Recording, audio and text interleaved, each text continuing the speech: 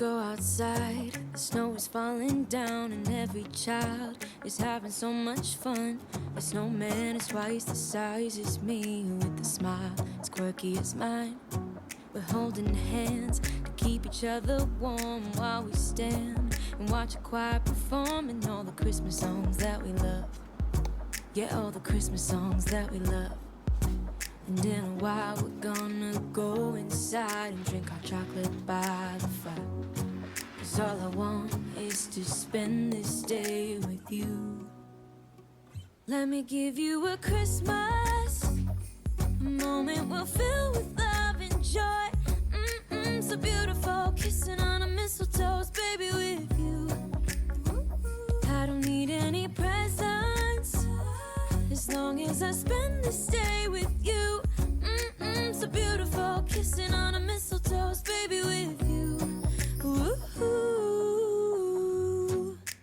Hi guys, welcome back to CJ's Keto Kitchen. Tonight we are going to be making something extra festive for the month of December, and that is going to be keto candy cane cheesecake bars. These are very easy. They're mostly no bake, and it's going to be very fun. So let's get started.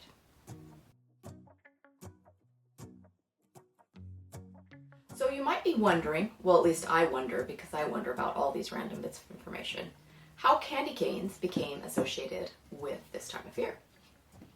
Candy canes have actually been around a very long time. The earliest known incidence of them was in 1670 in Cologne, Germany. And a choir master who was getting ready to perform the nativity ceremonies had a hard time keeping the children in his choir quiet. So he asked the local candy maker to make him some kind of peppermint stick that they could suck on and kind of keep silent while the rest of the festivities were going on. So he did, and it was red and white striped. And he also asked him to make it with a crook at the top, in keeping with the idea of a staff and nativity. So that's how it got started. And then it was immigrated to the United States in the late 1800s, but it didn't go into production in the US until about 1920.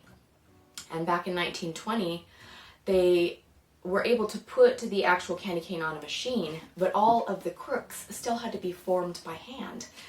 And in doing that, it caused quite a bit of breakage, actually 20%. So almost a third of the product had to be thrown out because the crook would break. So it wasn't until 1957 when Gregory Keller produced the crook making machine, and Bob's Candy bought the patent for that. And I'm actually going to be using Bob's candy canes and Starlight Mints tonight. So let's get started. So to start our cheesecake bars, we are going to make our shortbread crust. So you need 1 cup of almond flour, and mine is blanched. That means that it doesn't have the outer covering of the almond to make it brown, so that when you are browning something in the oven like we're going to, you're able to tell if it's done a little easier if it doesn't have the little coverings of the almonds. And to this, I'm going to add a half a stick of butter, and I've melted it. And I'm also going to put in about a tablespoon of artificial sweetener. And we're just going to combine this. And we're going to press this into the bottom of an 8x8 glass dish. You could use metal, whatever you have. It doesn't have to be glass. So I have lined my dish with parchment paper, and this is a very important step because when our cheesecake bars have finished cooling in the refrigerator, you'll just be able to pull the parchment out, set it down on the counter, and slice your bars. So it'll be a lot easier for removal if you're able to put parchment paper into your casserole dish. So I'm just going to take this and put it down in the center of my dish. And I'm going to get my spatula so I can get everything out. Okay. And then I'm just going to take my clean fingers and I'm going to press everything into the bottom of the pan. And it can be a little bit hard because the parchment paper will want to move, but just do the best you can. And we're going to be baking this for about 10 minutes on 350 degrees. Just spread everything out as evenly as you can on the bottom of your dish. And it's going to be a thin crust because it's basically just going to be the bottom of our cheesecake bars. So we don't need a really thick layer.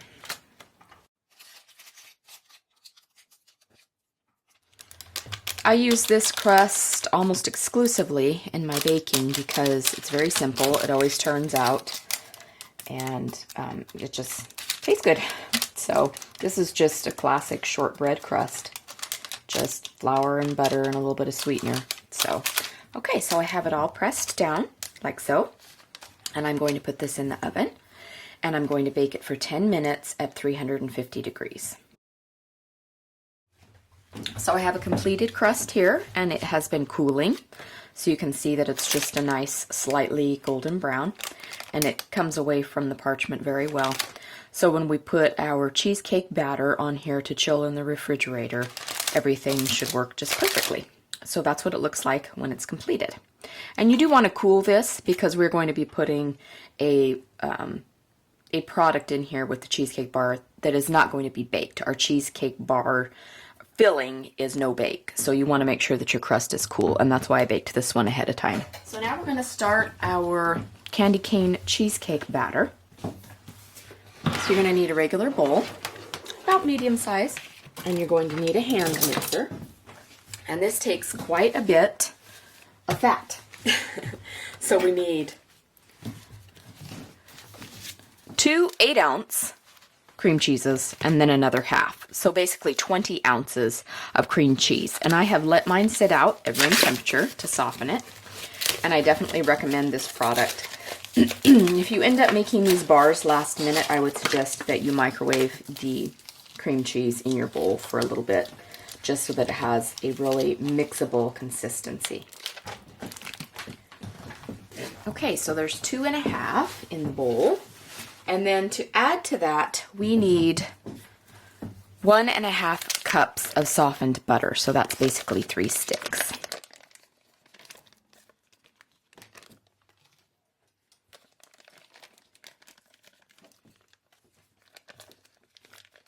Okay, so we are going to start with our hand mixer on low, just to get all of these softened ingredients combined.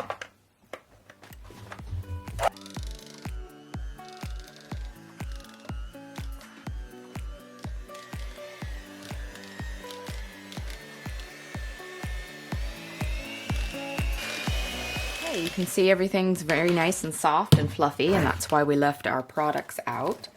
So I'm just going to scrape everything down from the side of the bowl. And then we are going to add our sweetener, and you need about 1.5 cups of sweetener. To start, if you would like it sweeter than that, you will know. And you are free to use whatever sweetener you would like. I am going to be using a powdered sweetener and a Splenda combination because that is what I prefer. But feel free to use whatever artificial sweetener that your family enjoys.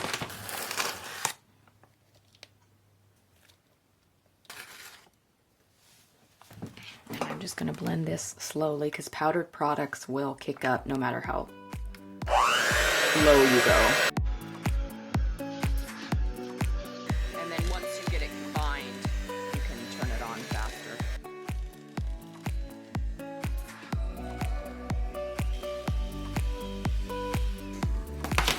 I'm going to take a little taste here and see if it's sweet enough. Yes, it's quite good. So our next ingredient is going to be mint extract, peppermint extract, and I'm just going to be using the McCormick brand. And you want to start out with about 1.5 teaspoons, and then work up from there if you find that you want it to be a little bit more minty.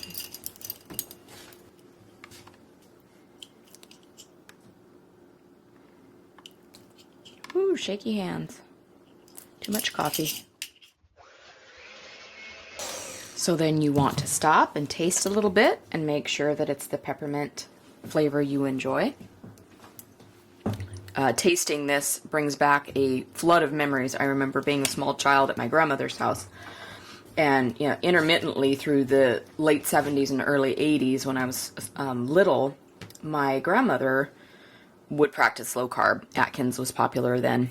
And I distinctly remember my mom and grandmother making some kind of creme de menthe, which would be a fat bomb today. But back then, they probably just called it a candy. But I remember it was green, but it tasted exactly like this. And I bet it was pretty much the same ingredients. Okay, so now we're going to take our cheesecake batter and put it into our prepared and cooled crust. And I'm just going to put a giant blob in the center and spread it out from there.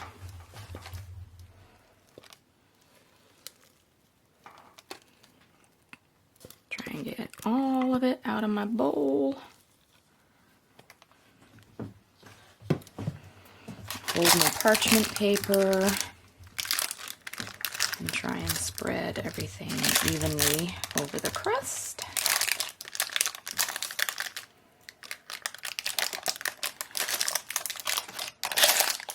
It's noisy. Parchment paper is noisy.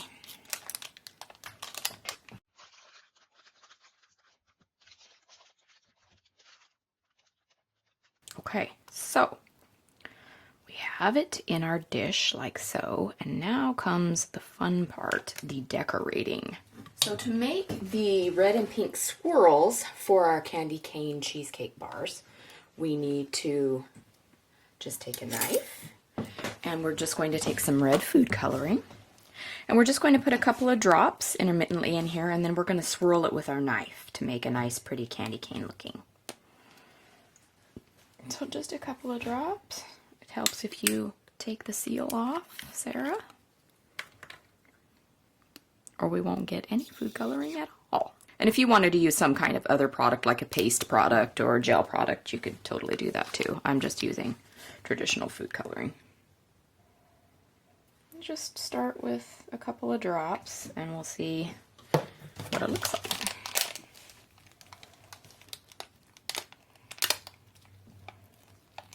And just swirl it however you want. I'm just having fun with mine. Picasso, eat your heart out. Not really.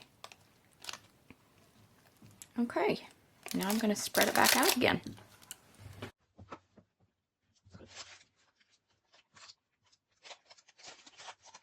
Okay, now our last and fun step is we are going to sprinkle the top of this with some sugar-free peppermint candies. If you can find sugar-free candy canes, great. But I was able to find Starlight Mints, which is the same thing, only it's in a disc form. And these are sugar-free. And I'm going to bash these up a little bit and sprinkle them on top. So now I'm just going to take our little pieces and sprinkle them on the top. And I had about 10, but you could use as many or as few as you'd like, or you can completely omit it if it's not your thing. But it's really pretty and it adds to the look of these. And now we are going to pop this into the refrigerator and let this chill for about 2 hours. Make sure the corner is pushed in here really well. And then after 2 hours, it should be solidly set, and we'll be able to pull out our parchment paper and cut our cheesecake bars. So here's our finished product. It's been chilling about 2 hours. So I'm getting ready to cut it into bars. This is why we have our overlay of parchment. Just to be able to just take it out of our pan and then kind of fold the parchment down, trying to keep our bar shape. And like I said, this has been sitting for about 2 hours. It'll get even harder when it sits overnight. But you can see that it's made a nice bar effect here. So I'm going to take my cleaver. They also sell the longer cleaver thing on a wooden handle sometimes that's good for cutting big slices. And this is supposed to make 8 servings, but if that's too large, you can of course cut it into smaller serving sizes.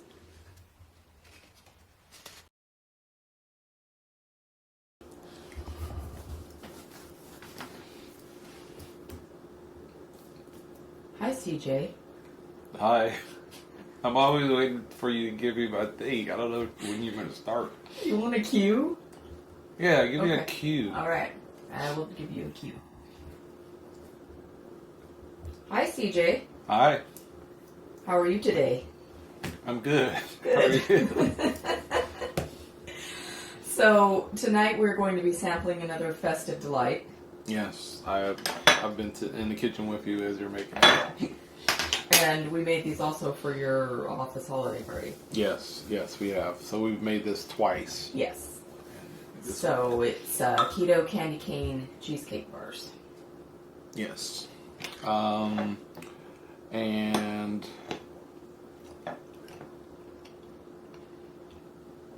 they're good. Creamy. Creamy. I think they get sweeter as they sit. I think that's true with artificial sweetener, I think this is in always. my experience. I'm not saying it's too sweet. I'm just saying I think it's sweeter from the time even after the 2 hour, you let Right. it sit. So I guess that's something to consider when someone makes it, when they're tasting it, to see if it's sweet enough. Maybe err on the side of not quite Yeah. as sweet as you'd like. Cause I don't know. I'm not. sweeter. Again, I'm not saying it's too sweet. I actually like it. The sweetness that we have, it just tastes a little bit sweeter than when we As it has sat as overnight. it sat overnight. So it's good. I think people will like this. It's really good after dinner. It's really attractive. If Yeah. you want to take it somewhere. Yeah. Yeah. Although I'm still kind of iffy about the sprinkling of the sprinkle. peppermint. I'm a little iffy about that because it kind of does this thing after it's set for a while. But So anyway, you might sprinkle it on right before you're getting ready to serve it. that's a good idea. Mhm. That's probably a really good strategy because Yeah. when it sits, it kind of does this thing where it's white and red and it turns kind of pink, and then I don't know, but it's still good. It's still good with it. So good job. I think people will like this. I like it. So maybe this will be one of our holiday traditions. Okay, I think it will be. At least I'll make it for me. Okay. And that's fun. Thank you. Bye bye. Thanks for joining us again, you guys. We hope that you enjoy this and that you're having a good holiday season so far. We would like you to consider subscribing and hitting the notification bell so that you will be notified when we upload new content. We are going to be continuing to make holiday recipes throughout the month of December. We also have keto conversations on Wednesdays, so please join us for those as well. We're also on social media, Instagram, Facebook, Twitter, and that is CJ's Keto Kitchen. And our blog, cjsketokitchen.com, has all of the recipes, macros, other holiday ideas, other desserts, and that's where we put all of our information, so be sure and check out our blog as well. So we hope that you will come back next week and join us for another wonderful holiday creation. And we'll see you then. Bye.